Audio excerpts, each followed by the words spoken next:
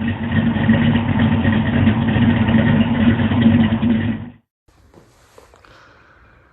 morning, guys. This is Brent with Lykins Motorsports. This is our 5-liter 302 project JJ Jr. that we just dynoed a couple of days ago. So if you remember our game plan, we did a dyno with just a factory Ford intake, and then we did a dyno with a factory Ford intake that had been ported, and then we dynoed with this Performer RPM, and we ended up with about 290 horsepower as it sits. So our game plan has always been to try, or the next step would be to try an E cam, what they call alphabet cam from Ford Racing. So B and E cam, F cam. So we got the E cam, E303. So we're gonna get that swapped. My cam that I ordered from Bullet has not shown up yet. So what I want to try to do, we'll see how far we get today.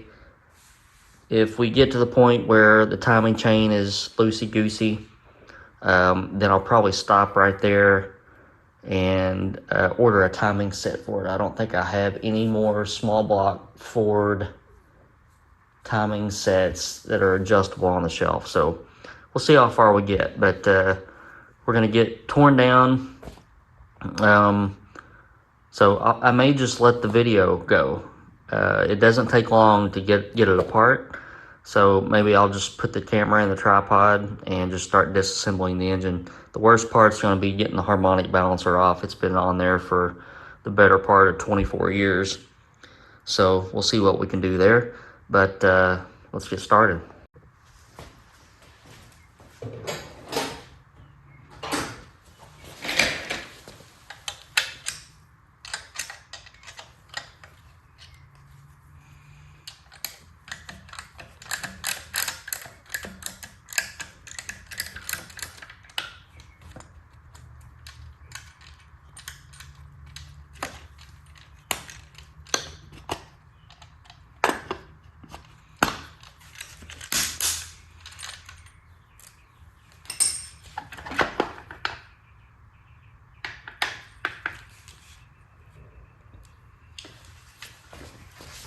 Okay, this is a steel gear distributor. See if I can get the camera to focus.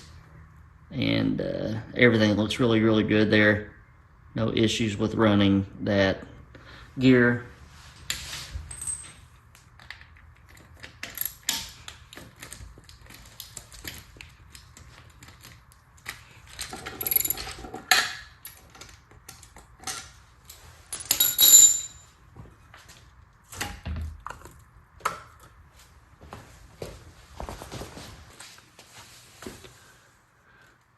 Everything still looks okay here. Let's scrape our silicone off. Looks like we got the engine hot when it gets hot inside and then cools down quickly. We cool them down with water on the dyno, so get some condensate down in the oil, no big deal.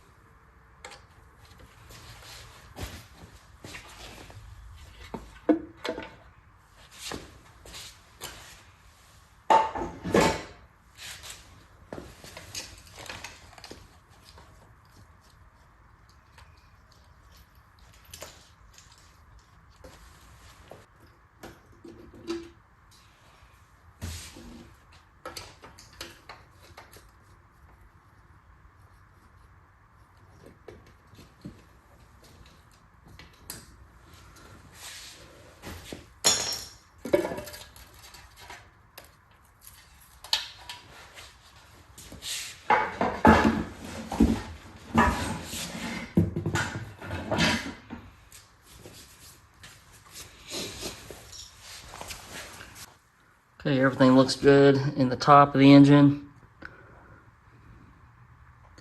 Looks like our valve spring change has served as well.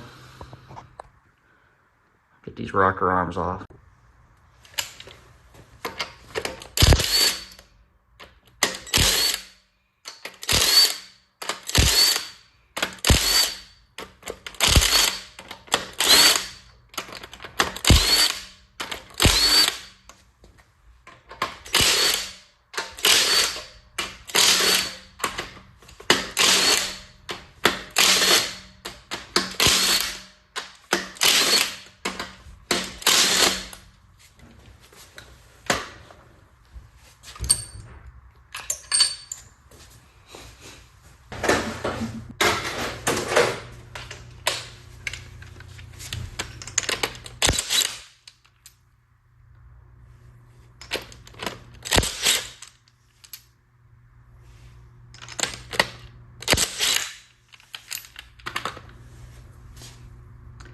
Timing mark is right in the middle of the arch, or the radius.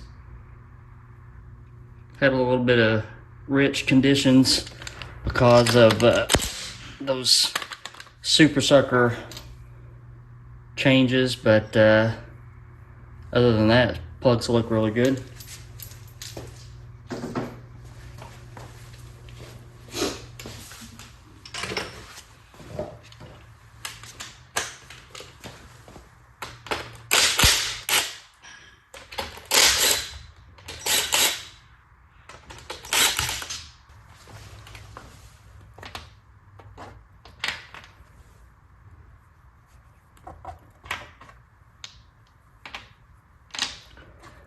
Lay the lifters here in the lifter valley. Good place for them.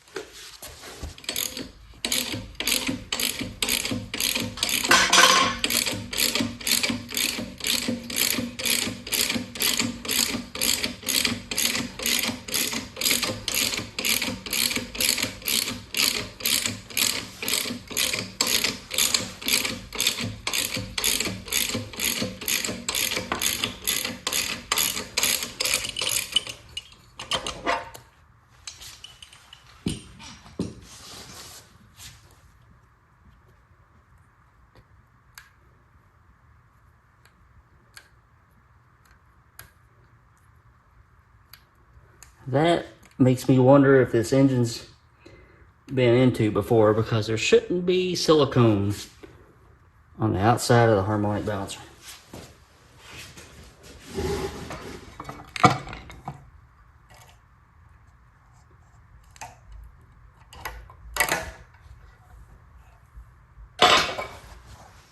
Alright, so for 106,000 miles, that's not too bad, but I am going to replace it just for the fact that I can dial in cam timing. The E303 cam wants to be installed straight up, which means that the lobe separation angle is equal to the intake center line is equal to the exhaust center line. So it's a 110 lobe separation angle cam, so it needs to be put in at a 110 intake center line. Normally I'm thinking that engines that are like this will be nice to the people that try to upgrade them and make them better, but as you've noticed, I had two timing cover bolts break off right at the face of the block, and they are rusty. So that may be the Achilles heel for this for a while. I'll go ahead and get this timing set off and the cam out, and then we'll see what we can do about those bolts.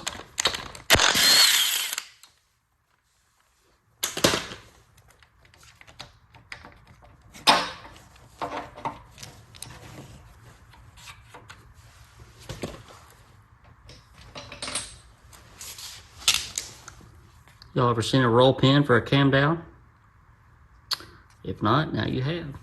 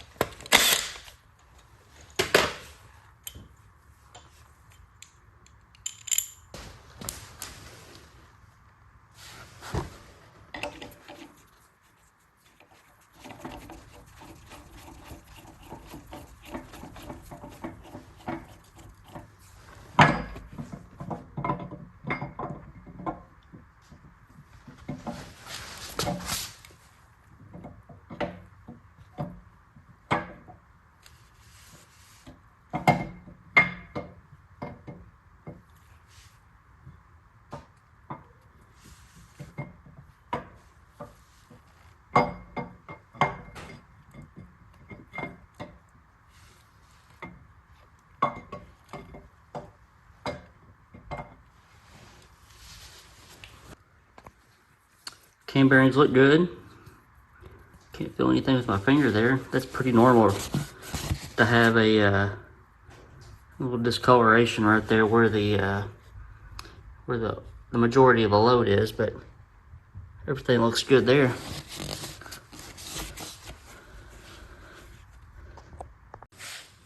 All right, so here's our new bump stick. It's an E303. 220 degrees, both intake and exhaust at 50 thousandths lift. Almost 500 thousandths lift on both the intake and exhaust. Advertised durations 282, 282. 62 degrees of overlap, which is a lot for a stock engine. That's probably why they sound a little bit meaner. But I'll get this thing washed up and slid into place.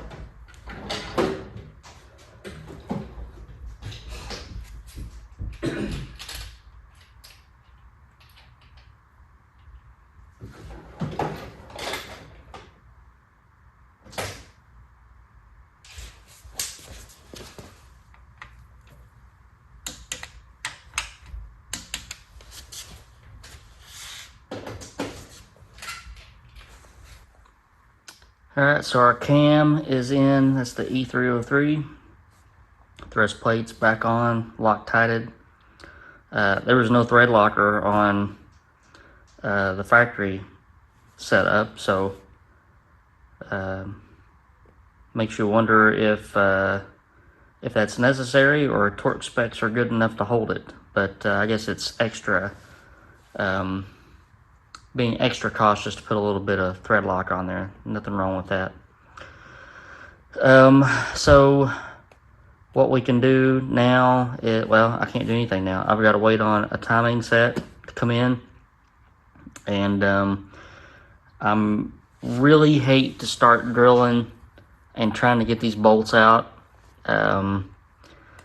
I would have to drop the oil pan because I wouldn't feel good about getting shavings and everything down in there. I've kept it pretty clean so far. What I may do is just see how good silicone holds up. And since this is not going out to a customer, I don't really care if it leaks water. But may give that a shot and see what happens. Just clean this up real good around that stud that's sticking out, and put some extra silicone around there when I put the gasket and the timing cover on, and hope that these 3 holes put enough clamp on that to seal it up. I think it will. I just hate to get into, because this is going to be an ordeal, and I think a little bit of heat would probably be necessary, and I just don't want to get into all of that with the engine the way that it is. So timing set en route, and then we'll degree the cam. I think there's enough snout sticking out past the oil pan that I can get my degree wheel won't fit on that because it's too close to the ground. So I'll have to rethink what I want to do here. I would assume most guys don't degree cams when they set up setups like this. It's in the car. They're just throwing an extra cam in there. I don't know. Let me think about this. Otherwise, I'm gonna have to buy one of those little dinky 9-inch degree wheels. I'm not really game on that, but I'll see what kind of mood I'm in later on. But that's where we are. So timing set and check piston valve clearance, throw it back together. Alright guys, let me know what you're thinking in the comments section. Probably have the timing set in this week, but I've got customer stuff that I have to work on, so may not get time to do it. We may set the next dyno session for when I dyno Mr. Kyle's 363, so I can do 2 small block Fords in one day, and that helps me out with time and money both. So put in the comment section what you think it will make now with the E303 cam, the Performer RPM intake, and we'll do that same carburetor so that there's no variable differences, and we'll see what difference the cam makes. So let me know what you think. Hope you guys are having a good weekend so far. It's Saturday morning here, just doing a little tinkering before I call it a day, and I'll see you guys later on. Alright, so I know I just made all that video, and I sit around and start thinking, and then stuff happens, and now we got the engine back on the engine stand. So here's where I am, and here's where I'm going to be. So I have a timing set on the way. I went ahead and ordered one. My supplier was out, so I had to have one drop shipped from Coy's. But I went to, so the 303 cam is in here. Got the timing set back on. I went to degree it, and I went to find top dead center, and I'm like, wait, I can't do it because of the way that the spark plug hole is made in the head. I can't use my in-head or on-head piston stop. I have no way of finding top dead center without pulling the head off. If I pull the head off, then I'll have to get new head gaskets. So I'm just going to make the executive decision, run the 303 cam, the way that it is. I can't change it because it's just got one keyway in it. And I'll do the same thing with the bullet cam that's coming. So if anything, it's going to retard it a little bit. I don't know how much of a difference that'll make. But what I am going to do, I jacked up the oil pan gasket, pulling the timing cover off. So I am going to drop the oil pan, swap the gasket out, put the timing cover on, oil pan, start putting it back together. What we can do is check piston to valve clearance. What I can do is just put a 100 thousandths, either a lash cap or some kind of a shim, bolt the rockers on, roll the engine over. If it rolls over, then I have at least 100 thousandths of piston to valve clearance, which is good. So I think I'm going to do that before I go any further, and then we'll see what happens. That is 123 thousandths in between the valve tip and the rocker arm. I've got the rocker arm zonked down. Got a solid lifter so that we can't compress the lifter. So I'll roll this puppy over.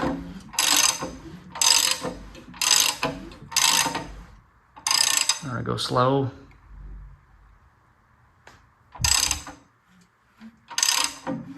We're good. I'll pop my washer over to the other side, swap my lifter to the other side, and we'll try the exhaust. Now we're over on the exhaust side, same deal. Just be very slow. And we are in the clear. So we have at least 123 thousandths of piston valve clearance. Probably even have more, considering the plunger in this solid lifter does not go down. So our push rod length, which would have accounted for lifter preload, is now being used for lift. So we're in good shape. We can go ahead and start putting everything back together. All right, so now we're just going to start putting everything back together. Get all of our rocker arms started. No idea where that cat hair came from.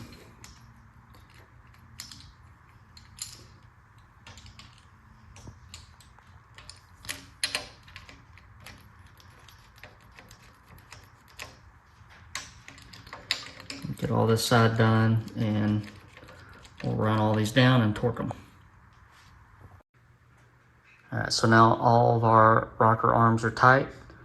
I'm gonna go ahead and drop the oil pan so that we can get our timing cover on without much fuss. All right, been in a little uphill battle for the past few minutes. Had to put a new oil pan gasket on. Saw some junk laying down in the bottom of the pan from where I pulled the timing cover off, so I don't want to hurt anything. So drain the oil, put a new oil pan gasket on.